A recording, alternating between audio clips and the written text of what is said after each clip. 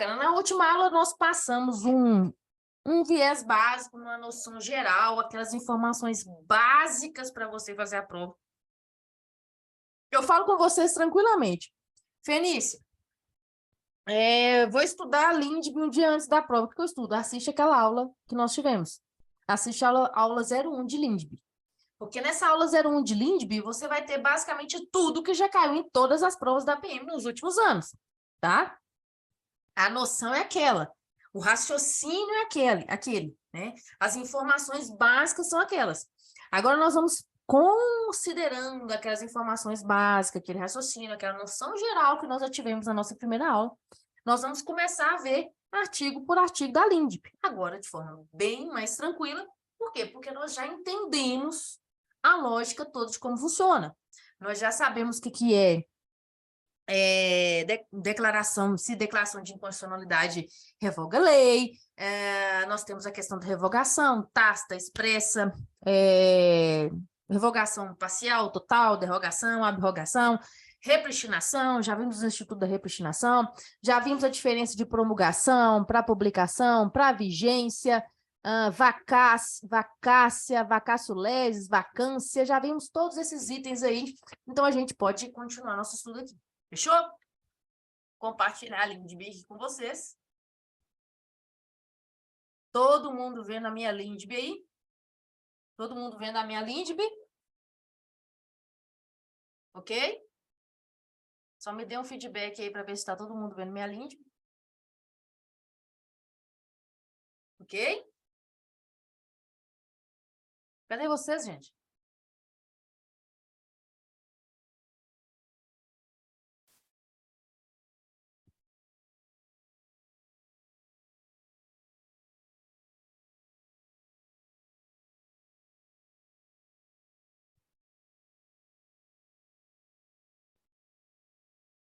Beleza, show. Então, todo mundo tá vendo, então tá padrão. Bora lá. Então, vamos lá, vamos passar artigo por artigo. Nós temos aquela noção introdutória na nossa aula inicial, agora nós vamos passar a LINDB artigo por artigo, tá bom? Porque se a prova é Ctrl+C, Ctrl+V, nós já vamos ter visto todo artigo por artigo. Se a prova cobrar um raciocínio, nós já vimos o raciocínio geral da LINDB, tá bom? Vamos lá, gente, a Lei de Introdução às Normas do Direito Brasileiro já foi Lei de Introdução às Normas do Direito Civil. Grande parte, como eu disse para vocês, grande parte do que está aqui na LINDB tem relação com o direito civil, e é por isso que eu falo com vocês que a tendência das provas da Polícia Militar de Minas Gerais é cobrar a LINDB nos artigos iniciais. Por quê? Porque os artigos iniciais dão uma interpretação, uma forma de aplicar o direito de forma geral, uma forma de aplicar o direito civil, direito penal, direito constitucional, tá? Direito do trabalho, tá? Uma forma de aplicar o direito. A parte final ali da LINDB já foi lei de introdução ao direito civil, e hoje é lei de introdução às normas do direito brasileiro. Ela fala de questões mais de processo legislativo, e questão de formulação e edição de leis, tá? A parte final é mais direito civil. Direito civil para o CFSD não cai, tá? Direito civil para o CFO já cai, tá? Para as demais provas da polícia, EAP e por aí vai, pode ser que caia também, mas uma tendência natural de que se cobre a parte inicial da LINDB. Se você jogou um filtro nos sites de questões, né, você vai perceber que o que é cobrado em concurso realmente é essa parte inicial aqui, beleza? Então, a Lei de Introdução às Normas do Direito Brasileiro, né, ela fala que logo no artigo 1º aqui, aquilo que a gente já falou. Então, se você é aquela pessoa, assim como eu, que tem TOC, transtorno obsessivo compulsivo, de ter um material escrito, tá? E ir escrevendo no seu material escrito. Então, as minhas apostilas, elas são todas rabiscadas. Meu material de estudo, todo rabiscado. Então, se você tem toque de ir escrevendo, é aqui que você já começa a puxar as suas setinhas, tá? É aqui que você vai puxando as suas setinhas aqui, tá? Por exemplo, aqui, você coloca aqui, ó, nesse artigo 1º aqui, ó, tá? Nesse artigo 1º aqui que nós temos aqui, tá? Aí você vai lá, puxa a setinha aqui, ó. Salvo disposição contrária, tá? Salvo disposição contrária, ó. A lei começa a vigorar em todo o país 45 dias depois de oficialmente publicada, tá? O que isso aqui significa, senhores? Deixa eu limpar tudo aqui. Ó, salvo disposição contrária, a lei começa a vigorar em todo o país 45 dias depois de oficialmente publicada. Aqui, ó, o que vocês vão fazer? Vocês vão vir no material aqui, ó, 45 dias. Já falei isso para vocês. E eu gosto de, além disso aqui, tá? Eu gosto de, além disso aqui, colocar isso aqui, ó, 45. Eu gosto de escrever aqui 45, para você lembrar. Então, a regra é, a lei começa a vigorar em todo o país 45 dias depois de oficialmente. Outro ponto que você precisa ficar atento também, guardar aqui, ó, de oficialmente publicada. Então, a lei começa a vigorar em todo o país 45 dias. Eu tenho aqui o 45 dias, ó, 45 dias, vou botar aqui, 45 dias depois de oficialmente publicada. Quando uma lei é publicada, relembrando, em todo o processo legislativo, passou por todas as condições lá, a lei foi promulgada. Então, a lei foi promulgada, a lei existe. Considerando aqueles princípios que estão insertos lá no artigo 37 da Constituição Federal, né? A LIMP, né? LIMP, né? Aqueles princípios lá do direito administrativo, a LIMP, que cai também na grande maioria das provas da PM, tá? A LIMP, ela vai falar que a publicidade é um requisito, tá? É um princípio do direito administrativo. Então, para que a lei tenha validade, ela precisa ser publicada. Então, quando há a promulgação da lei, eu falo que a lei existe. Quando a lei é publicada, ela passa a ter validade. Agora, a validade de uma lei, como nós já vimos, é diferente de vigência. Uma lei pode estar válida, porém não estar vigente. Então, esse período que nós chamamos aqui, ó, esse período em que a lei está publicada, mas não está vigente, tá? Ela está publicada, mas não está vigente, eu chamo de vacatio legis, ou vacância da lei, ou período de vacância da lei. Ok? Vacatio legis, período de vacância, ou período de vacância da lei. Tá? Então, a lei está válida, porque ela foi publicada, mas ela não está vigente. Para que essa lei esteja vigente, tá? Ela tem, em regra, que ter sido publicada e ela começa a ter vigência, o período de vacância. A gente tem aquele brocado, né? Ninguém pode alegar desconhecimento da lei com argumento para não cumpri-la. Olha, eu não cumpri a lei porque eu não sabia dela. Então, a regra é, olha, a lei, ela vai ser publicada, mas vai ser dado um período ali de adaptação, que é essa vacância, de 45 dias, em regra, para que ela passe a ser exigida e, portanto, possua vigência. Ok? Esse período de 45 dias, em tese, é para que as pessoas conheçam a lei. Então, a regra é, a lei começa a vigorar em todo o país 45 dias depois de oficialmente publicada. Mas eu preciso prestar bastante atenção no que está escrito logo no início aqui, ó. Salvo disposição contrária. Salvo disposição contrária, ou seja, a regra é isso aqui. 45 dias depois de oficialmente publicada, ela está vigente. Pode ser cobrada, as pessoas podem ser obrigadas a cumprir a lei. Mas salvo disposição contrária. Ora, essa salvo disposição contrária é a própria lei que vai ditar. Olha, se a lei me falou que ela começa a vigorar no dia da sua publicação, então, essa é uma disposição contrária. Então, se vier a prova perguntando, Toda lei começa a vigorar depois de 45 dias de oficialmente publicada? Não. Lembrando que as frases extremas são sempre tendenciosas a estarem erradas, né? Principalmente no direito. Todo no direito é muito, muito, muito complexo, porque pode ensejar várias, né? No direito é igual ao português, tem várias exceções das exceções das exceções, tá? Então, ó, a regra é essa. Mas se a lei colocar, essa lei entra em vigor na data de sua publicação, exceção à regra. Essa lei entra em vigor 180 dias, exceção à regra. Essa lei começa a vigorar no dia tal, exceção à regra, ok? Nós temos, como eu falei para vocês, vacatio legis aqui no Brasil que já duraram 10 anos, né? Algumas leis demoram 1 ano para terem vacância, por exemplo, o Código de Processo Civil recente. Alterações no Código de Trânsito Brasileiro têm uma tendência de ter uma vacância de 180 dias. Cuidado para não confundir 180 com 3 meses, 45 com 1 mês e meio, com 3 meses. Daqui a pouco a gente vai lembrar por que isso aqui é importante. Padrão? Então, a regra é, salvo disposição contrária, a lei começa a vigorar em todo o país 45 dias depois de oficialmente publicada. A gente já viu isso aqui, já passamos isso aqui tudo, né? A gente já cansou de ver isso aqui, mas a gente está relembrando agora ponto por ponto para refrescar nossa memória e eu tenho certeza que quem assistir essa aula e a aula anterior, tá?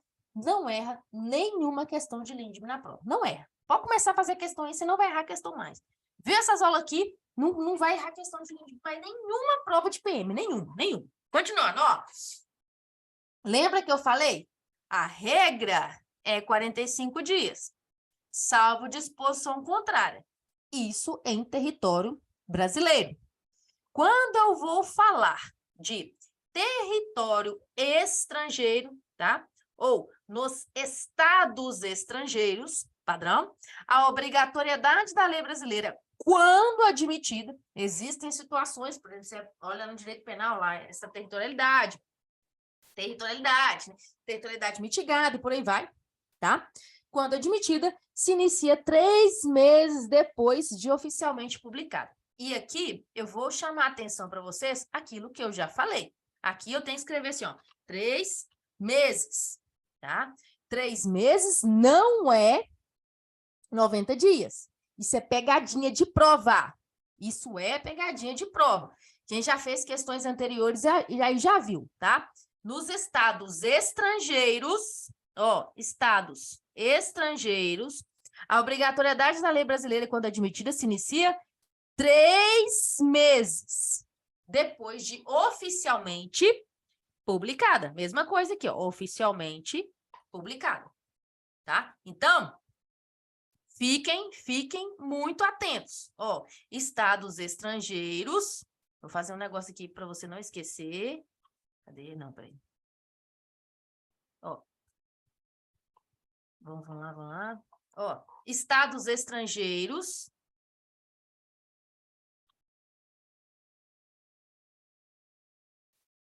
Três meses, tá? Então, aqui, ó, 3 meses, estados estrangeiros, 3 meses. Guardem isso aqui, beleza? Guardou isso aqui, tá padrão. Fechou? Ah, mas me dá um exemplo, Felice. Claro! Ó, você pega aí o direito penal militar. O direito penal militar, a regra é essa territorialidade. Onde quer que você esteja no mundo, você continua sendo militar. Suponhamos que você está em uma missão de paz lá na Suíça. Você está lá na Suíça. E aí, você está lá na missão de paz na Suíça, e aí altera-se o direito penal militar aqui no Brasil. Altera o Código Penal Militar, como aconteceu lá em 2017, amplia-se, né, a aplicabilidade do Código Penal Militar, alterou o Código Penal Militar, aí, se, né, não houver nenhuma, a gente tem que prestar atenção no texto da lei, para ver se não tem nenhuma norma específica ali.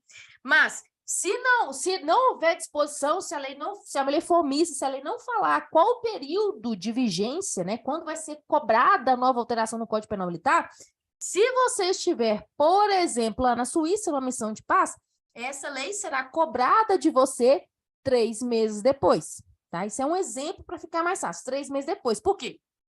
é a aplicabilidade da lei brasileira no Estado estrangeiro. Porque, por exemplo, no crime militar, eu aplico a regra da extraterritorialidade. Por exemplo, tá bom? Por exemplo, tá? Lembrando, agora fiquem atentos. Se houver a definição no próprio texto legal de tempo superior de 3 meses ou superior no próprio texto legal, mantém isso aqui. Então, esse período de 3 meses é no mínimo. A lei brasileira foi publicada aqui, o tempo de vacância dela é 180 dias. Quando que vai começar a ser exigido no Estado estrangeiro? Ora, 180 dias.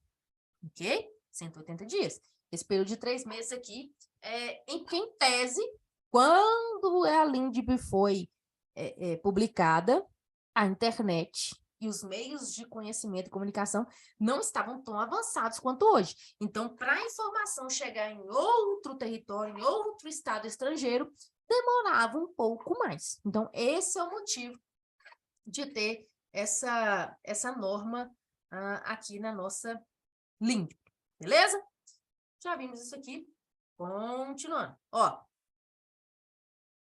se antes de entrar em vigor ocorrer nova publicação de seu texto destinada à correção, o prazo desse artigo e dos parágrafos anteriores começará a correr da nova publicação. Eu falei com vocês na aula passada. Falamos sobre isso. Olha, se houver edição de lei antes que ela seja oficialmente, antes que ela entre, né? Antes que ela tenha vigência, antes que ela entre em vigor, essa alteração de seu texto considera-se lei nova. E considerando-se lei nova, o marco referencial é da nova publicação. Relembrando aquilo que nós já vimos na nossa aula passada, padrão? Relembrando aquilo que nós já vimos na aula passada. Vamos pensar aqui em uma linha do tempo, tá? Ó, linha do tempo, padrão? Então, na minha linha do tempo aqui, eu tenho uma lei, tá? Eu tenho uma lei que foi publicada aqui. Vamos pensar que isso aqui é 2023, tá? E aqui é 2024. 2023, 2024. A lei foi publicada aqui em 2023. E aí a lei falou assim, ó, essa lei entra em vigor em 180 dias. Então, essa lei entra em vigor em 180 dias. Então, eu vou contabilizar daqui, onde ela começou, até quando der 180 dias. E aqui, entre aspas, vai começar a vigorar, tá? Aqui vai começar a vigorar a lei, tá? Estou dando exemplo aqui de uma lei com 180 dias, mas poderia ser qualquer dado aqui, tá bom? Aqui ela iria começar a vigorar. Então, ela foi publicada aqui. O texto dela colocou que a vigência dela é 180 dias. Então, em tese, ela começar a vigorar aqui. Porém, antes que isso ocorresse, no meio do caminho aqui, tá? Antes que isso ocorresse, aqui no meio do caminho, com 90 dias,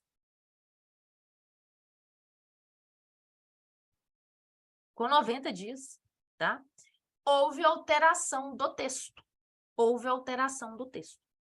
Então, olha o que fala o parágrafo 3º. Se antes de entrar a lei em vigor, ou seja, antes de entrar a lei em vigor, ocorrer nova publicação de seu texto, então ocorreu nova publicação aqui do seu texto, destinada à correção, o prazo deste artigo e dos parágrafos anteriores começará a ocorrer da nova publicação. Então, começa a ocorrer da alteração aqui.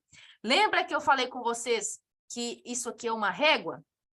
Mantenha a régua. Olha, o tamanhozinho dessa régua aqui. Tá vendo o tamanho da régua? Eu vou tirar essa régua daqui e vou colocar essa régua aqui, tá? Então, o novo prazo aqui, ó, tá? Então, o novo prazo vai ser a partir daqui, tá? O novo prazo vai ser a partir daqui, 180 dias para frente, tá?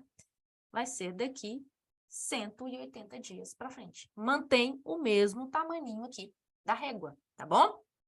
Então, entre aspas, ela teria que começar a vigorar aqui, mas como houve alteração do seu texto destinado à sua correção antes que ela entrasse em vigor, tá? Essa alteração do seu texto considera-se lei nova, tá bom? Nós já vimos isso, mas eu estou trazendo para vocês aqui na prática como é a teoria aplicada a Lindby. Padrão? Tranquilo? Se tiver dúvidas aí, vai mandando no chat aqui, viu, gente? Tendo dúvidas aí, vai mandando no chat aqui que a gente vai desembolando aqui. Show? Ó, as correções a texto de lei já em vigor consideram-se lei nova. Ah, Fenícia, então beleza. Dentro daquele esquema que você passou aqui pra gente, desse esqueminha que você passou aqui pra gente aqui. Suponhamos que a alteração na lei, tá? Suponhamos que a alteração na lei tenha ocorrido aqui. Ó, a alteração na lei ocorreu aqui. A alteração não ocorreu aqui, a alteração na lei ocorreu aqui. Se ela ocorreu aqui, essa lei já estava vigorando. Tá? Já estava vigorando. Lembra daquilo que eu falei na última aula. Somente lei altera lei. Somente lei altera lei. Se essa lei já está aqui, já existe, já está válida, já está publicada, já está vigente, somente nova lei pode alterá-la. Somente lei pode alterar essa lei. Tá? Então, as correções a texto de lei em vigor consideram-se lei nova e só podem ser feitas, obviamente, por lei nova. Padrão?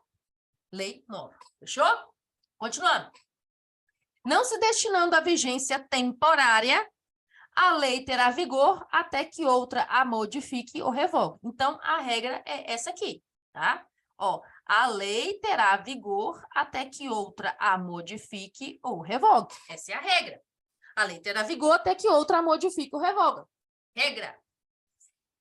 Porque, aí eu lembro para vocês aqui que a gente falou lá do Código Penal Militar. Por que que ainda existe no Código Penal Militar falando que é possível punir quem não tem 18 anos? Falando que é possível punir quem tem 16 anos. Por que está escrito isso no Código Penal Militar? Por que está escrito isso lá? Por que na hora que eu abro o Código Penal Militar está escrito aquilo lá para mim? Porque aquilo é uma lei. E para que aquilo seja revogado, para que aquilo seja retirado do texto legal, deve ser feita uma nova lei retirando aquele conteúdo. Então, a gente pega a lei de abuso de autoridade, tínhamos a lei de abuso de autoridade, surgiu a nova lei de abuso de autoridade, 3869, e essa lei 3869, ela colocou lá, fica revogada a lei 4898. Então, a 4898 teve vigência, até que surgiu uma nova lei que a revogou, né? A modifica ou a revogou. Nós tivemos a alteração do Código Penal Militar em 2017, foi uma lei que revogou parte do Código Penal Militar. E aí a gente lembra daqueles dois institutos, né? Aí a gente lembra daqueles dois institutos. De parte, que foi o que aconteceu no Código Penal Militar, de parte, derrogação. De parte, derrogação. Foi o que aconteceu no Código Penal Militar. Alterou uma parte do Código Penal Militar, tá? O que ocorreu com a antiga lei de abuso de autoridade foi uma abrogação. Aboliu. Aboliu. Total. Tirou total, tá? Então, a gente chama de abrogação esse instituto aí da antiga lei de abuso de autoridade. Padrão? Leis temporárias. Leis temporárias, nós já falamos, vamos só relembrar. Lei temporária é aquela que tem momento para nascer e momento para morrer. Então, ela tem um lapso pré-determinado. Então, ela, antes mesmo que outra lei venha falar assim, ó, somente lei pode revogar a lei. Mas eu sou uma lei que já estou falando quando eu vou me revogar. Então, é a própria lei que está falando quando vai ser revogada, né? Leis temporárias, tá? Exemplo, Lei Geral da Copa, tá? É uma lei temporária. Tem a data de nascer, tem a data de morrer, ela vai ter a vigência naquele período. Então, essa é a regra da lei temporária, a gente já viu isso, só relembrando, tá bom? Continuando. A lei posterior revoga a anterior quando expressamente o declare. Quando eu falo que houve o expressamente o declare, tá? Quando se coloca aqui, ó, a lei posterior revoga a anterior quando expressamente o declara. A gente já viu isso no nosso último encontro. Isso é revogação expressa. Padrão? Isso é revogação expressa. A lei posterior revoga a anterior quando expressamente o declara. Foi o que aconteceu na nova lei de abuso de autoridade. Olha, a lei anterior, a lei posterior declarou expressamente que está revogada por abrogação total a antiga lei de abuso de autoridade. Ou seja com ela incompatível, tá? Ou seja com ela incompatível. Seja com ela incompatível. Esse seja com ela incompatível aqui, a gente fala de revogação tácita, tá? A gente chama isso de revogação tácita. A lei posterior revoga a anterior quando expressamente o declare, quando seja com ela incompatível. A gente chama de revogação tácita. Ou a gente tem aqui mais uma hipótese aqui, ou quando regule inteiramente a matéria de que tratava anterior. Regule inteiramente a matéria de que tratava a lei anterior. Fenícia, isso aqui é revogação expressa ou tácita. Expressa é quando tem escrito, expressamente declarou. Não declarou expressamente, então é tácita. Então, isso aqui eu também chamo de revogação tácita, tá? Eu também chamo de revogação tácita. Show? Também chamo isso aqui de revogação tácita. Tá, então beleza, Fenícia. Então, como é que funciona isso aqui? Olha, quando eu pego, você já falou aí, o Código Penal Militar, eu tenho lá um artigo que fala que o indivíduo de 16 anos pode responder penalmente quando tem consciência dos seus atos. A lei está falando isso. Essa lei, ela existe? Sim, ela existe. Ela é válida? Sim, válida porque ela foi publicada. Ela está vigente? Ela está vigente? Olha, ela está vigente sob o aspecto do tempo e do espaço. Mas se a gente verificar essa lei na prática, quando eu falo da aplicabilidade desta lei, é uma lei que não tem mais aplicabilidade, tá? É uma lei que está vigente, mas ela não é eficaz, ela não produz efeitos. Por que ela não produz efeitos? Porque ela é incompatível, ou seja, teve uma revogação tácita, com a Constituição Federal de 1988, que falou que os menores de 18 anos são inimputáveis, ou seja, não podem responder criminalmente, tá? Então, houve uma revogação tácita disso daí, tá? Relembrando, né, senhores? Fenícia, quando o STF declara que alguma coisa é inconstitucional, revoga a lei? Não, não revoga a lei, não. Somente lei revoga lei, tá? Somente lei revoga lei. Ela continua lá escrita, continua lá publicada, mas a eficácia dela, né, deixa de existir, porque houve a gente fala, né, a declaração de inconstitucionalidade aí, entre aspas, né, uma revogação tácita da antiga lei. Tem uma discussão jurídica aí, né, se a declarar, considerando, né, que a Constituição é um mandamento maior do ordenamento jurídico e houve a declaração de inconstitucionalidade de uma determinada lei, então ela estaria em desconformidade com a Constituição. Então, a gente entenderia aí que houve ali uma mudança legislativa. A gente tem que lembrar que deveria ser uma... Muda-se a aplicabilidade dessa lei, né? Então ela perde o sentido dela de forma geral. A gente tem que lembrar que quando houve a publicação da LINDB, ninguém estava nem indo para a Constituição. Hoje a Constituição tem uma força muito grande, mas naquela época não tinha, tá? Então a gente tem que pensar nisso aí também. Talvez uma provável reforma no futuro aí da LINDB nesse aspecto aí, tá bom? Fechou isso aqui, gente? Continuando. Ó, a lei nova que estabeleça disposições gerais ou especiais, a par das já existentes, não revoga nem modifica a anterior.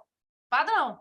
É aquilo que eu acabei de falar. A lei nova que estabeleça disposições gerais ou especiais a par das já existentes. Eu tenho uma lei X, tá? Tem uma lei X.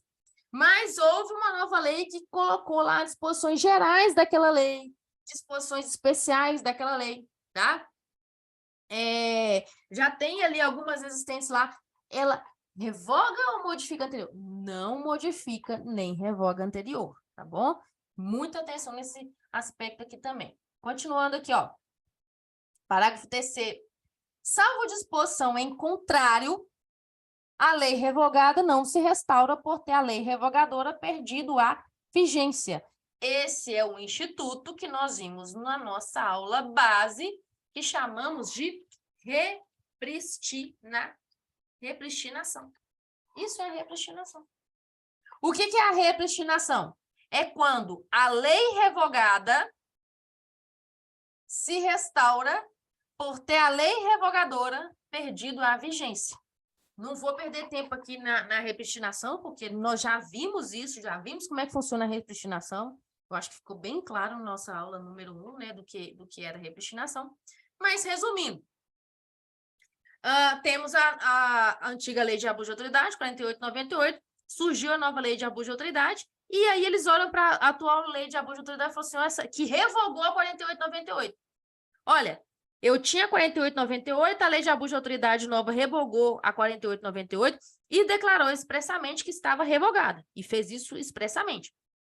Eu vou cancelar a nova lei de abuso de autoridade, eu vou cancelar a 13869 e vou criar uma nova lei.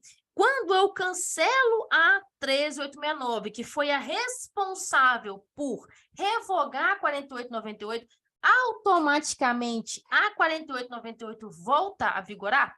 Não. Isso é a repristinação. A repristinação, como eu falei para vocês, ela ressuscita. Ela está morta e ela ressuscita. A regra é, salvo disposição em contrário, a não ser que a nova lei que revogou a 3869 colocar assim, volta a produzir os efeitos da lei 4898. Se não vier esse texto escrito, isso não acontece. No Brasil, a repristinação só ocorreu uma única vez, pelo menos no conhecimento leviano que eu tenho. Não é comum a repristinação no Brasil, tá? Para que ela ocorra, deve ser previsto em lei, deve estar disposto de forma diversa, tá bom? Então, salvo disposição em contrário, a lei revogada não se restaura por ter a lei revogadora perdido a sua vigência. Esse aqui é fato, esse aqui é mais do que conhecido, né? Isso aqui é básico. Ninguém se excusa de cumprir a lei, alegando que não a conhece. Então, todo mundo tem obrigação de cumprir a lei, tá? Todo mundo tem obrigação de cumprir a lei. Quando a lei for omissa, o juiz decidirá o caso de acordo com a analogia, costumes e princípios gerais de direito. Quando a lei for omissa, o juiz decidirá o caso de acordo com a analogia, os costumes e os princípios gerais de direito. Isso aqui é um ponto que os senhores precisam guardar, tá? Porque isso aqui tem uma carinha de CRS que vocês não têm noção, tá? Isso aqui tem uma grande carinha de CRS. Eu estou sentindo, eu posso até estar errada, mas eu estou sentindo que este ponto vai cair na prova do CFSD 2023, tá? Estou sentindo isso, estou com esse pensamento aí, não sei, vai que eu acerto, né? Às vezes quando a cagada acontece, eu acerto. Ó, analogia, costumes e os princípios gerais de direito. Quando a lei for omissa. O que é isso? O juiz está lá para decidir um caso concreto. Chegou o caso concreto para ele. Ele olha assim e fala assim, nossa, não tem nada na lei que se enquadra na situação que vocês me apresentaram aí. Não tem como eu decidir. Pode ir embora para todo mundo para casa, resolva aí vocês. O juiz não pode fazer isso. Então, quando a lei for omissa, olha, cheguei em determinado caso, a lei já me fala qual a providência que eu vou tomar, pronto, a lei não foi omissa, então aplico a lei. Então, a regra é, aplica-se a lei. Aplica-se a lei, a regra é essa. A lei está lá, aconteceu um caso que se enquadra na lei, aplica a lei. Agora, quando ela for omissa, quando tiver uma situação que o juiz olhou lá, não tem nada que pareça na lei para amparar aquilo ali, como é que ele resolve? Ele vai resolver não de acordo com a lei, porque não existe na lei algo que se amolde àquela situação, mas ele vai resolver mediante analogia, costumes e princípios gerais de direito. De forma bem rasa aqui para vocês. O que é analogia? Eu vou verificar situações parecidas, tá? Vou verificar situações parecidas, tá? Vamos pensar aqui no casamento e na união estável. União estável e casamento são a mesma coisa? Não, não são, porque senão um não chamava casamento e o outro união estável, são distintos. Às vezes tem determinadas situações que a lei coloca, né, para o casamento. Exemplo, a escusa absolutória lá do furto, por exemplo, dos crimes patrimoniais previstos lá no Código Penal. Escusa absolutória lá do artigo 180 do Código Penal. Fala lá, constância do casamento. Olha, constância do casamento. Ó, constância do casamento. A lei, vocês têm união estável, então a lei não fala de constância do casamento para vocês. Opa, mas eu vou fazer uma analogia aqui com a união estável, tá? E a questão da escusa absolutória, embora a lei não ampare a união estável, o juiz pode aplicar a escusa absolutória, a utilização do direito penal em bona parte, tá? Então, o juiz pode aplicar a escusa absolutória para os casais em união estável por analogia. Ok? Costumes. Os costumes gerais, né? A prática comum, a prática corriqueira. Ah, não, aqui costuma-se fazer isso. Ah, a gente tem o crime de abandono intelectual. O que é o crime de abandono intelectual? O pai é o responsável legal pela criança que não dá estudo, não a desenvolve mentalmente, intelectualmente. Aí o juiz está com uma situação ali, mas quais são os costumes desta região? Todas as crianças aqui trabalham em vez de estudar? Como é que é? Como é que funciona isso aqui? Então, ele vai decidir de acordo com os costumes.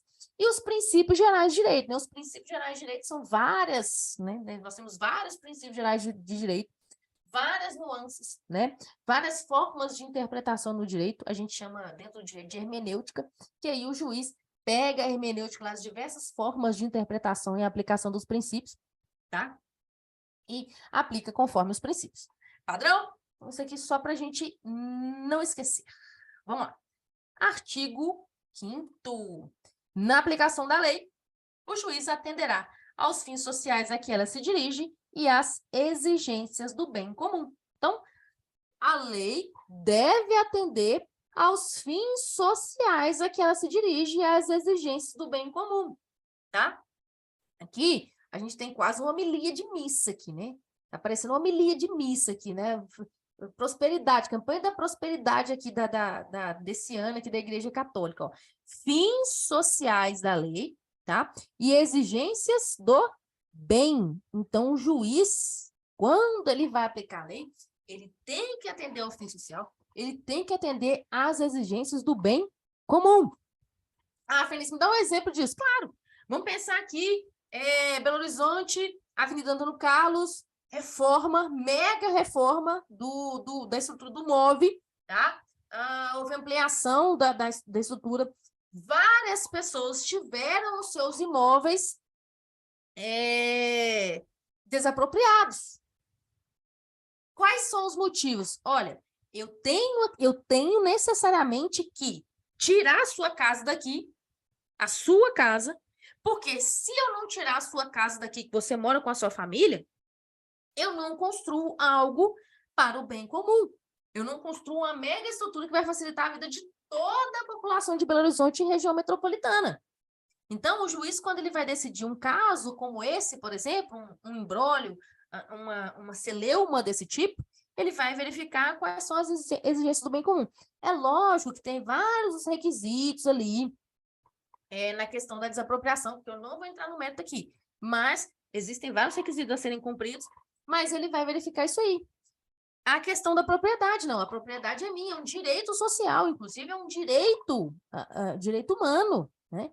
Liberdade, propriedade, tá lá, é um direito fundamental. A propriedade é um direito fundamental, tá? Um direito do ser humano, tá? Fazendo um link aqui com os direitos humanos. Mas a propriedade, ela precisa ter um fim social. O fim social da propriedade é para quê? Para que a pessoa viva com dignidade. Por isso ela é um fundamento de direitos humanos, a propriedade. Para que a pessoa viva com dignidade, para que ela tenha onde morar, para que ela tenha onde produzir, para onde ela tenha um campo no final de semana para ela passar, onde ela tenha uma roça com um barranco para ela dar uns tiros de vez em quando, porque senão ela fica estressado, né? Precisa dar uns tiros de vez em quando no barranco lá. Aí você comprou um lote e fez um barranco, e aí esse barranco você precisa tirar. Qual o fim social que esse barranco tá te dando? Olha, tá me dando paz, tá me dando tranquilidade, tá me dando equilíbrio mental para eu não ficar a fio de tudo. Então, tá tendo ali um fim social. Beleza, eu vou plantar uns 6 pés de mandioca aqui, que aí fica bom. Tem que ter o fim social.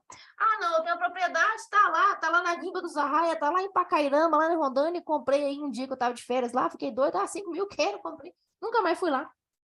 Olha, você não está dando o fim social da sua propriedade, tá? Então, só um exemplo aqui do que essa lógica aqui, ó, na aplicação da lei, o juiz atenderá aos fins sociais a que ela se dirige e às exigências do bem comum, tá? Continuando, artigo 6º. Vamos lá. A lei em vigor terá efeito imediato e geral, respeitados. E isso aqui também tá com uma carinha de CRS. Isso aqui tá com uma cara de CRS. Vamos ter muita atenção nisso aqui, tá? Isso aqui é um ponto que os senhores não podem deixar de considerar. Ó, ato jurídico perfeito, direito adquirido e a coisa julgada, ok? A lei em vigor terá efeito imediato e geral, respeitados o ato jurídico perfeito, o direito adquirido e a coisa julgada, tá? Aqui, a própria lei, ela coloca alguns exemplos do que vem a ser cada um desses itens, tá? Isso aqui tem carinha de prova de CRS. É a minha segunda aposta para a prova do CFSD de 2023. Carinha de CRS daqui, tá? Minha segunda aposta para a prova do CFSD 2023, artigo 6º aqui da LINDB. Olha o que fala. A lei em vigor terá efeito imediato e geral, respeitado ato jurídico perfeito, direito adquirido e coisa julgada. Padrão. O que é ato jurídico perfeito? É aquele que já... E essas definições aqui, mantenham bastante atenção a elas, tá? Ó, ato jurídico perfeito, tá? É o já consumado, segundo a lei vigente, ao tempo em que se efetuou. Ato jurídico perfeito é o já consumado, segundo a lei vigente, ao tempo em que se efetuou. Então, suponhamos, hoje, uma pessoa tem 16 anos de idade, ela é emancipada, ela foi emancipada. A pessoa emancipada, ela pode, de acordo com a lei vigente hoje, celebrar negócios jurídicos. Então, tem lá a menina, tem 16 anos de idade, ela trabalha, é possível trabalhar, você pode trabalhar tendo 16 anos de idade, e trabalhando tendo 16 anos de idade, essa menina emancipou-se. E essa menina emancipando-se, ela viu na caixa que estava tendo leilões de imóvel, viu um imóvel barato, olhou, verificou lá, viu que cabia no orçamento dela pagar a prestação daquele imóvel e comprou um imóvel da Caixa Econômica Federal aos 16 anos de idade, comprou seu primeiro imóvel. Inclusive, isso é um caso real de uma pessoa conhecida minha. Olha, esse negócio jurídico é um ato jurídico perfeito? Sim. Por quê? Porque foi consumado segundo a lei vigente ao tempo em que se efetuou. Então, isso é um ato jurídico perfeito. Se amanhã mudarem a lei, fala assim, que absurdo! Que absurdo! Pessoa com 16 anos aí não pode ser responsabilizada criminalmente, mas pode ser emancipada e comprar seu próprio imóvel e iniciar sua vida aos 16. É absurdo, vamos mudar isso aqui. Não. Quem tem 16 anos também, apesar de poder votar, não pode comprar imóvel próprio. Tem que esperar 18 anos. Se mudar a lei, o caso dela é ato jurídico perfeito, não vai interferir na vida dela.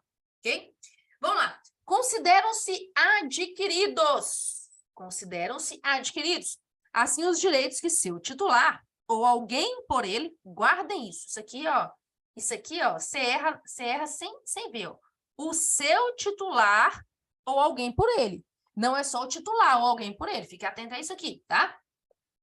Então, consideram-se adquiridos os direitos que o seu titular ou alguém por ele possa exercer. Como aquele, ó, possa exercer. Direito adquirido é aquele direito que você pode exercer, tá? Como aqueles cujo começo do exercício tenha termo prefixo ou condição pré-estabelecida inalterável, a arbítrio de outrem, tá? Posso exercer como aqueles cujo começo do exercício tenha termo prefixado. Então, ó, eu, Fenícia, eu tenho a expectativa de direito de me reformar em 10 anos, de ir para a reserva altiva subtenente Fenícia, em nome de Jesus, daqui a 10 anos, tá? Isso é uma expectativa de direito. Isso é um direito adquirido? Não. Por que que não é um direito adquirido? Porque quando eu vou lá na minha intranet e eu olho lá a previsão da minha reserva, né, quando eu posso ir para a reserva, eu vejo lá, ó, aqueles cujo começo do exercício tenha termo prefixo. Está escrito lá o meu termo prefixo. Está escrito lá o dia que eu vou ter o direito adquirido de ir para a reserva. É aquele dia lá que está lá previsto lá. Tá? É aquele dia que está lá previsto lá. Não esse. Não hoje. Naquele dia eu tenho um termo prefixo. Ou condição pré-estabelecida inalterável. Deus o livre e guarde que aconteça alguma coisa comigo aí. E nem, não, comigo não vou nem falar de mim, credo. Deus o livre e guarde. Aconteça alguma coisa com algum outro militar aí, infelizmente já aconteceu, e ele é reformado de forma permanente. Olha, isso é uma condição pré-estabelecida inalterável. Isso não pode ser mudado, tá? A pessoa não pode, não, eu vou reverter a reforma dele. Não. É um exemplo claro do que é direito adquirido. Militar, o Código de Ética prevê que o militar inativo da reserva remunerada, não o reformado, da reserva remunerada, pode responder de acordo com o Código de Ética. Se o militar da reserva remunerada pode responder de acordo com o Código de Ética, esse militar da reserva remunerada, ele pode ser submetido a processo administrativo demissionário. Ocorre que, quando o militar da reserva remunerada é submetido a processo administrativo demissionário, pelos diversos fatores que estão elencados lá no 64.2 do Código de Ética, e ele vem realmente a ser excluído da corporação, ele não perde os vencimentos. Ele deixa de ser militar para todos os efeitos legais, mas ele não perde os vencimentos. Por que ele não perde os vencimentos? Porque os vencimentos, salário, dinheiro, money, o que é good nós não have, os vencimentos dele são direitos adquiridos. Por que direitos adquiridos? Porque ele satisfez os requisitos previstos. Ele já foi para a reserva remunerada. O termo prefixado dele já foi atingido. Tá? Então, isso é um direito adquirido. O meu caso, eu tenho expectativa de direito. Ok? E a coisa julgada, isso aqui é bem tranquilo, acho que a maioria aqui entende bem o que é coisa julgada, né? Coisa julgada ou caso julgado, a mesma coisa, não tem diferença, tá? Coisa julgada ou caso julgado. É a decisão judicial que já não caiba mais recurso, tá? É a decisão judicial com trânsito em julgado, tá? É o que a gente chama aí, que alguns já ouviram dizer, né? Um brocardo jurídico, trânsito julgado, tá bom? Isso é o trânsito julgado, padrão? Continuando, artigo 7º. Vamos lá. Aqui no artigo 7º, a gente já começa a falar de direito civil, tá? A gente já começa a entrar no mérito do direito civil. Essa parte do direito civil, como eu disse, tem uma leve tendência, menor de ser cobrada em provas da polícia. Menor em termos de concurso de CFO e CFSD. Em termos de concurso de EAP, concursos internos, CHO, pode normalmente ser cobrado, que o militar ele tem que entender também dessas regras aqui de direito civil. Até porque ele aplica essas regras no dia a dia dele no operacional. Mas, bora lá, artigo 7º. Vamos lá. A lei do país em que domiciliada a pessoa determina as regras sobre o começo e o fim da personalidade, o nome, a capacidade e os direitos de família. Para quem está estudando isso aqui e nunca viu o direito civil, tá? Isso aqui fica bem complexo de entender, porque é muito relacionado à ideia do direito civil propriamente dito, tá? É bem relacionado à ideia do direito civil propriamente dito, né? Então, ó, artigo 7º. A lei do país em que domiciliada a pessoa. Então, qual é a regra que eu vou adotar para saber quando que começa a personalidade de alguém? Quais são as regras sobre o nome, a capacidade, os direitos de família de uma pessoa? Como é que funciona isso? Vou explicar para vocês aqui de forma mais simples possível para entender o raciocínio aqui. No Brasil, só para vocês terem ideia, no Brasil, né, existem duas teorias sobre o início da personalidade. O que é a personalidade? O que é personalidade? É a pessoa ser capaz de direitos e deveres na ordem civil. Isso é direito civil. Eu tenho personalidade, todos vocês que estão me ouvindo nesse momento têm personalidade. Por que os senhores têm personalidade? Porque a regra brasileira é a regra natalista. O que a regra natalista fala?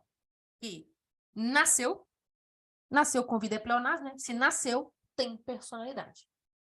Ok? Tem as regras, quando nasce, não vou entrar nesse momento agora.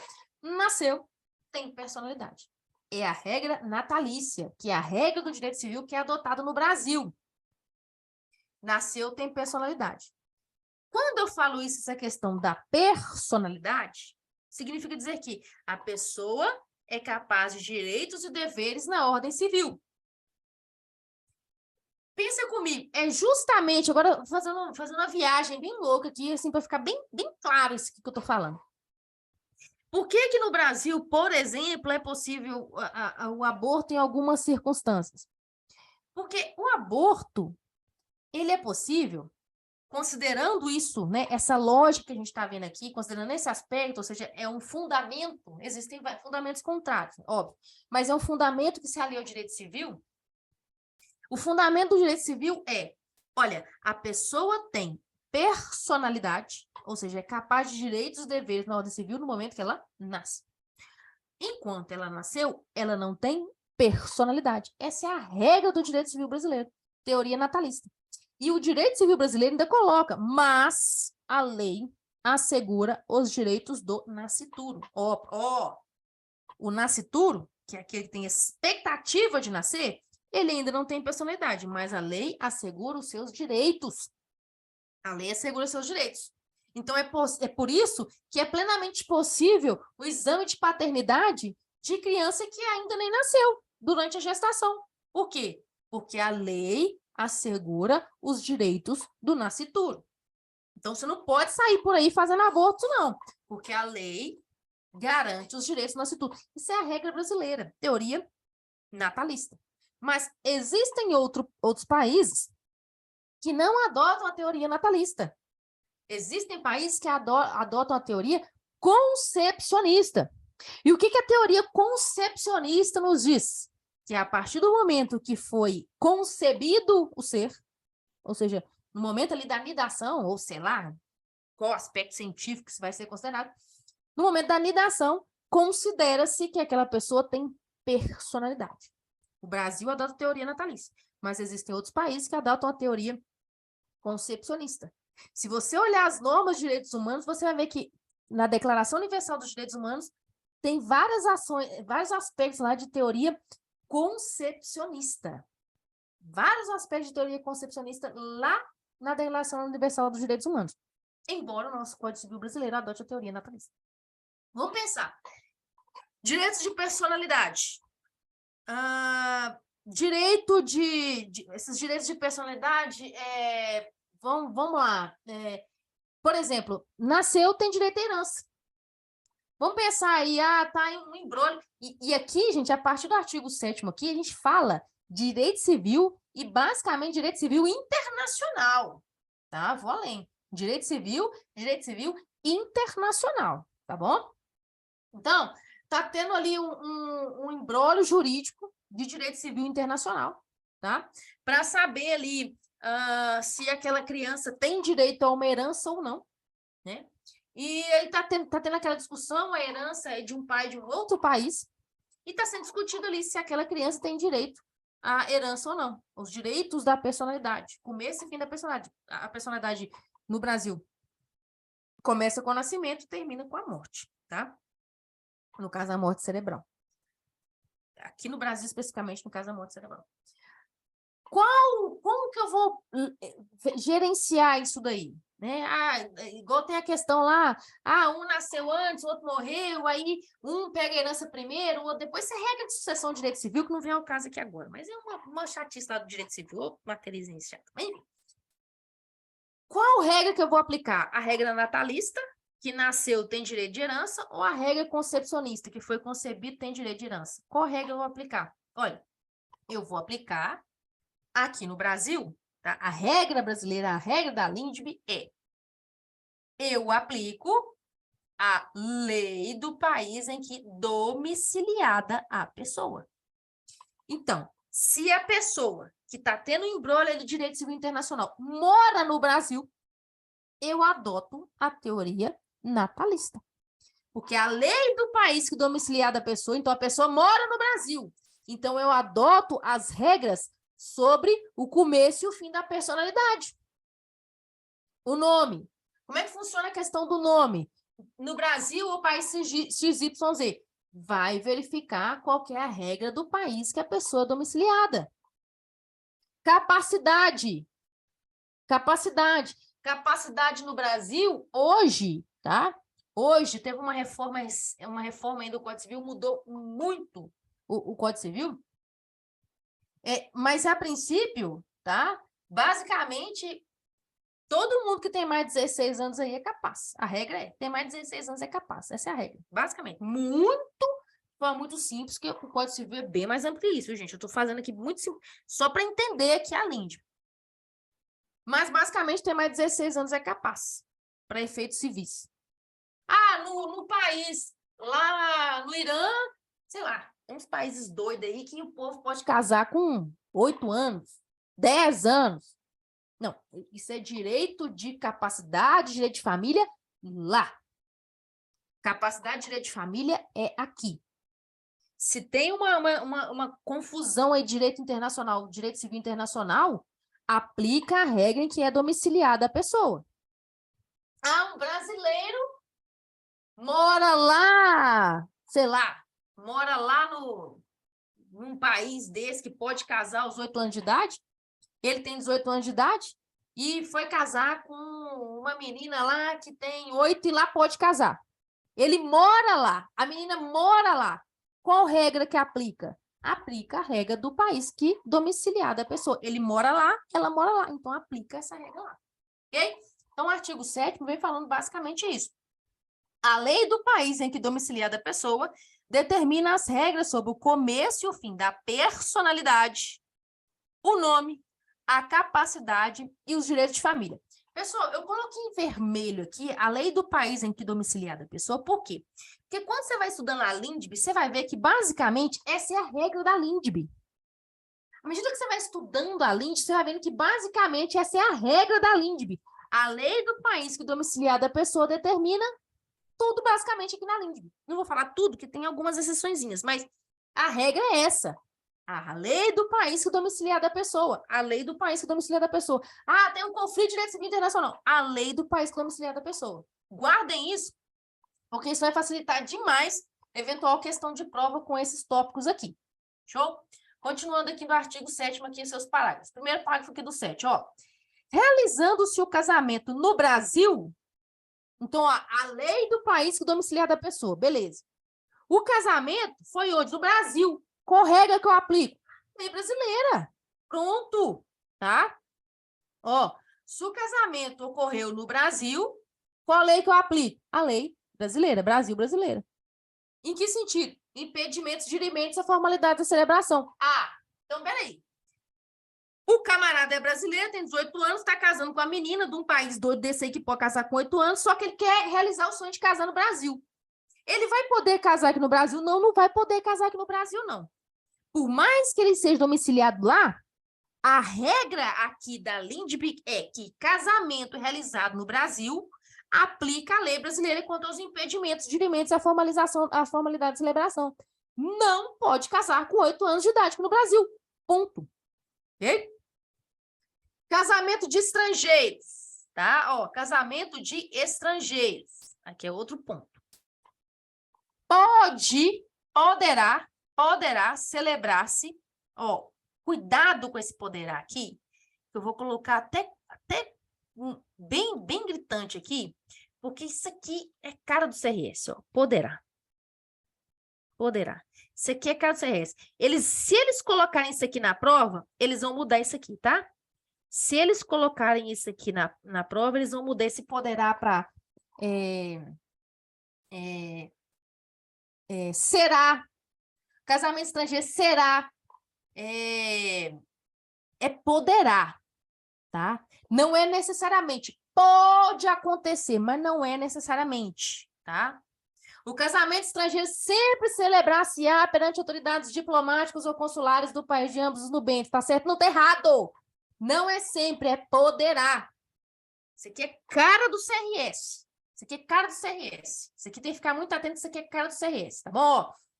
Casamentos estrangeiros pode celebrar-se perante autoridades diplomáticas ou consulares do país de ambos os nubentes. O que isso está querendo dizer?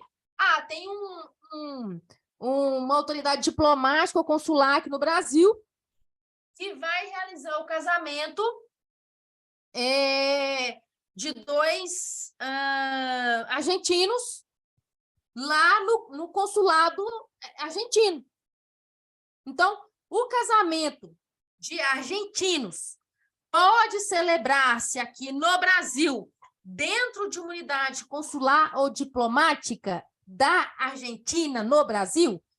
Pode, não deve, pode, ok? Pode, existe essa faculdade, pode, bom? Parágrafo 3º. Tendo os nubentes domicílio diverso, ou seja, nubentes, é um negócio tão bom, nubentes, parece até um xingamento. Tendo os nubentes domicílio diverso, aí que dá certo, né? Um mora no Brasil, o outro mora lá no Azerbaijão. Vai dar certo o casamento da vida.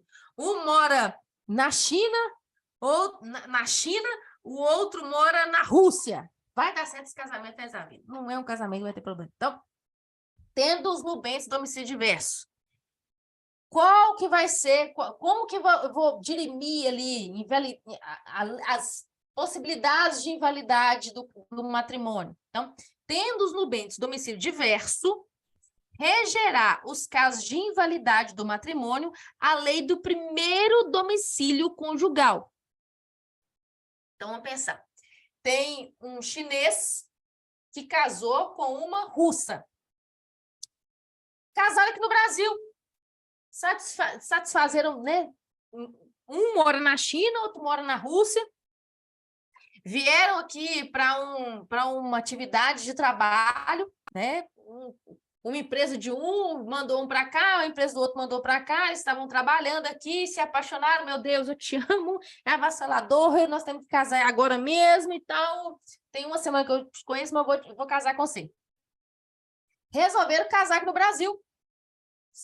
Foram satisfeitos todos os requisitos previstos para o casamento no Brasil. Casar aqui no Brasil. Ok? Casar aqui no Brasil.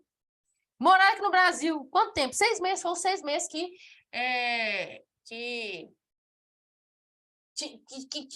tinha que morar aqui mesmo, depois cada um foi para o seu canto, não conseguiu ficar junto mais não. Meu Deus, que tristeza. Mas enfim.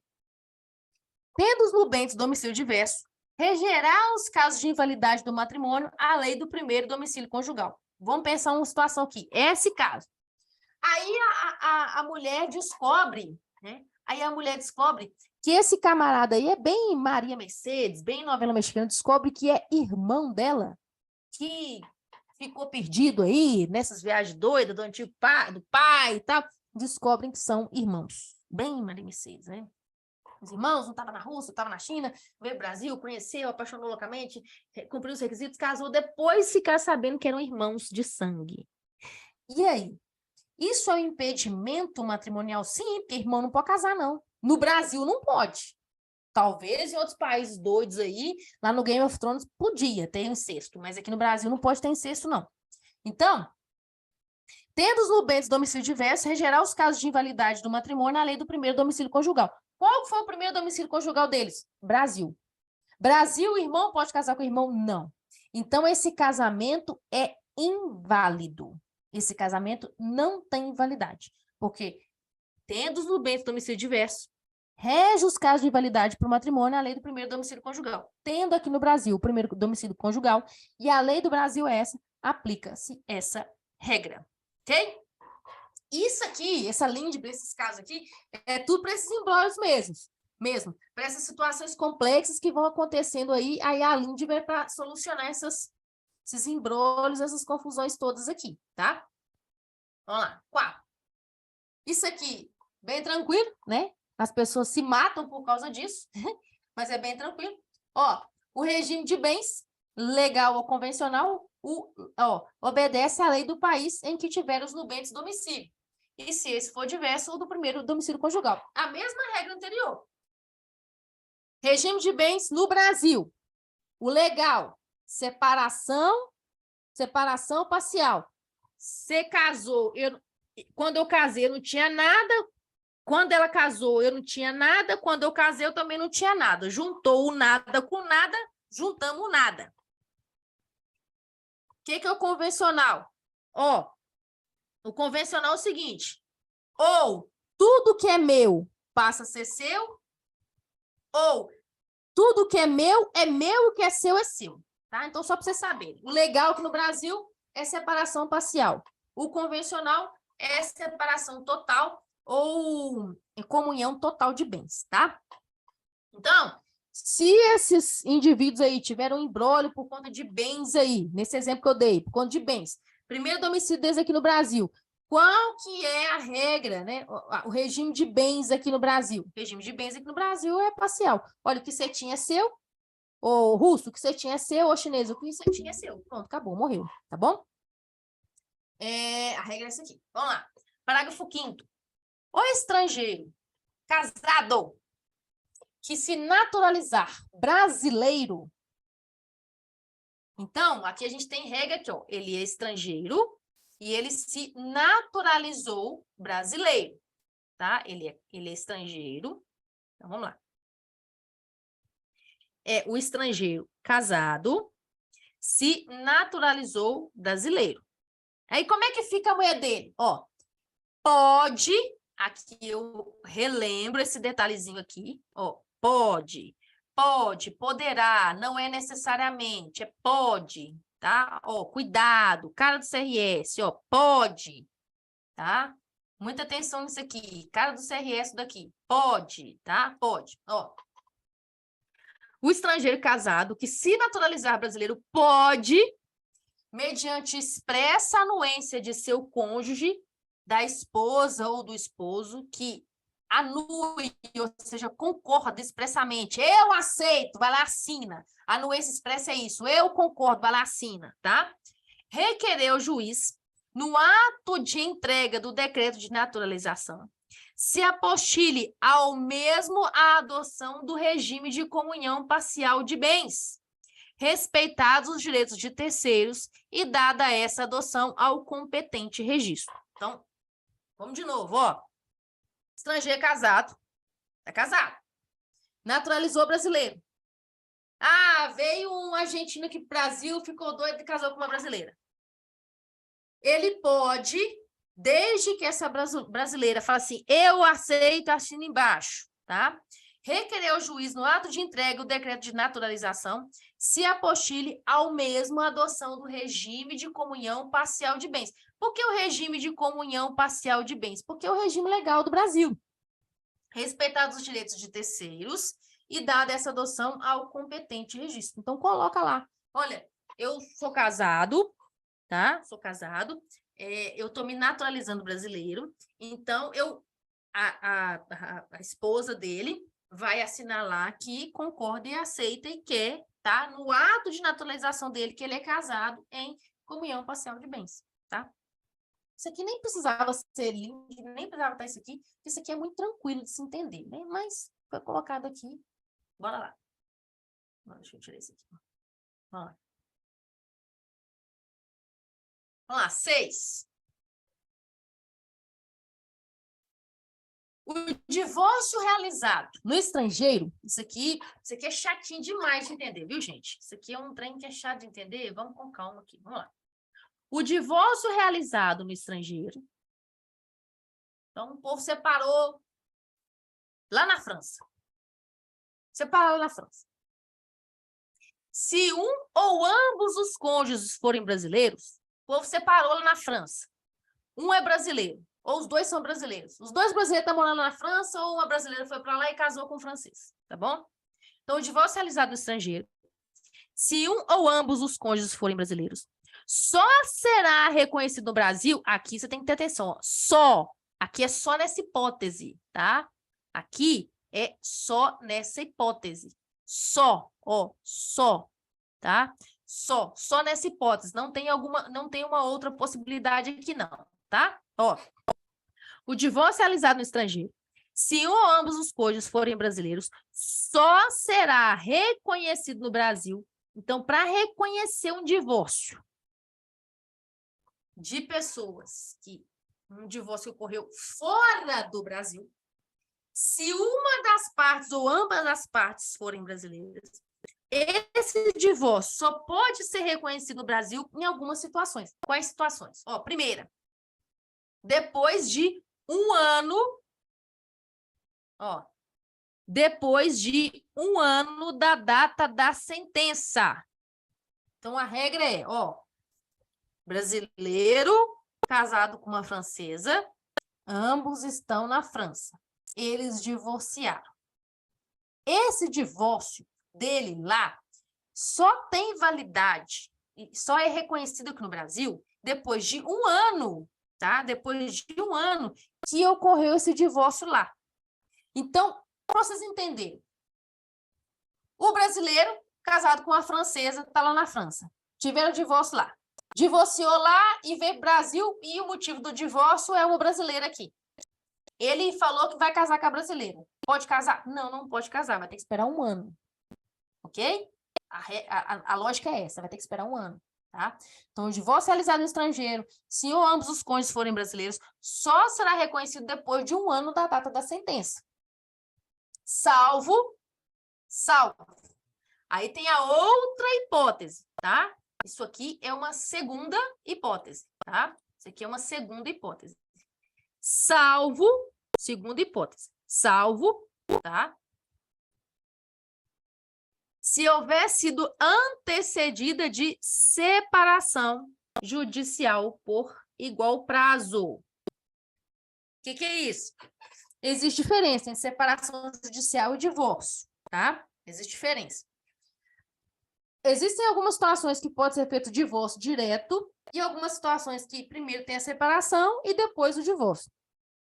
O que a lei está falando é o seguinte: você está lá, você é brasileiro ou brasileira, teve um divórcio, tá? Teve um divórcio ou uma separação com outro brasileiro em qualquer outro lugar do mundo. Você é brasileiro e se separou, você teve um divórcio com qualquer outra pessoa em qualquer lugar do mundo. Para que você, por exemplo, possa casar no Brasil, estou dando um exemplo aqui, ou seja, para que esse divórcio tenha validade aqui no Brasil, esse divórcio, esse ato de divórcio no estrangeiro, tem que ter um ano. Então, depois de um ano que você se divorciou em outro país, é que esse divórcio passa a ter efeitos aqui no Brasil, porque você pode responder pelo crime de bigamia, né? Então, tem que esperar um ano. A não ser que Você fez o divórcio lá, mas antes desse divórcio já tinha mais de um ano que você já tinha separado judicialmente. Então, o que está querendo aqui, ó, pelo menos um ano. Separou ou divorciou, pelo menos um ano depois para ter validade aqui no Brasil, beleza? Essa é a regra. Separou ou divorciou, pelo menos um ano aqui no Brasil. Agora, se só separou e não divorciou, aí é outras regras, tá bom? Mas eu estou tentando deixar aqui mais claro para os senhores, beleza? Então, voltando. O divórcio realizado no estrangeiro, se um ou ambos os cônjuges forem brasileiros, só será reconhecido depois de um ano da data da sentença, salvo se houver sido antecedida de separação judicial por igual prazo. Caso em que a homologação produzirá efeito imediato, obedecidas às condições estabelecidas para a eficácia das sentenças estrangeiras no país.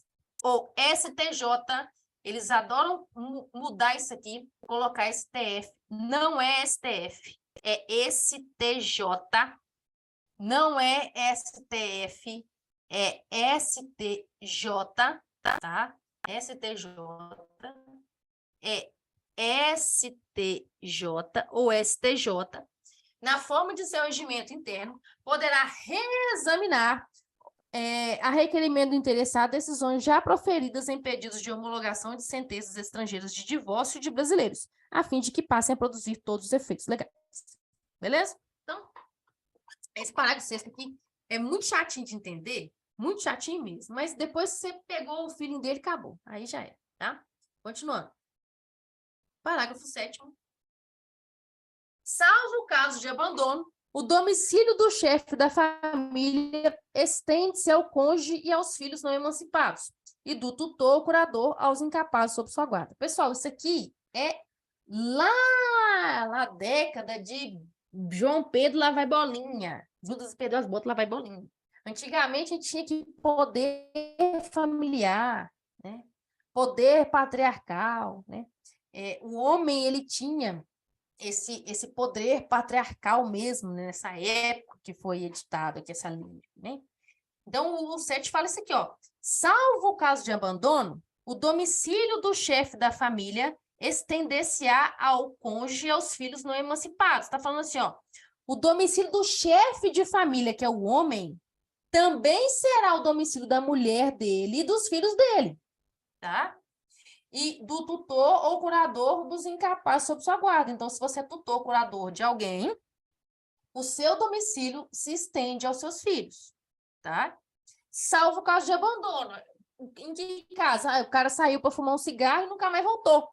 Aí o domicílio dele vai se estender? Não, salvo os casos de abandono, tá bom? E o parágrafo 8º, quando a pessoa não tiver domicílio, considerar-se-á domiciliada no lugar de sua residência ou naquele em que se encontre. A pessoa não tem domicílio. Onde é o domicílio dela? Onde que ela mora. Onde que ela mora? Onde que ela mora? Debaixo da ponte. Lá é o domicílio dela. Onde que ela mora? Dentro do ônibus do lado de um batalhão da polícia. Lá é o domicílio dela. Pronto, acabou. Tá? Então, esse é o artigo 8º. Eu vou deixar para passar do artigo, aliás, do artigo 8º em diante, num próximo encontro, tá bom? Para não ficar muito cansativo e ficar bem direcionado. No próximo encontro a gente termina isso aqui rapidamente. Fechou? Vou interromper a gravação aqui. Até a próxima. Tchau.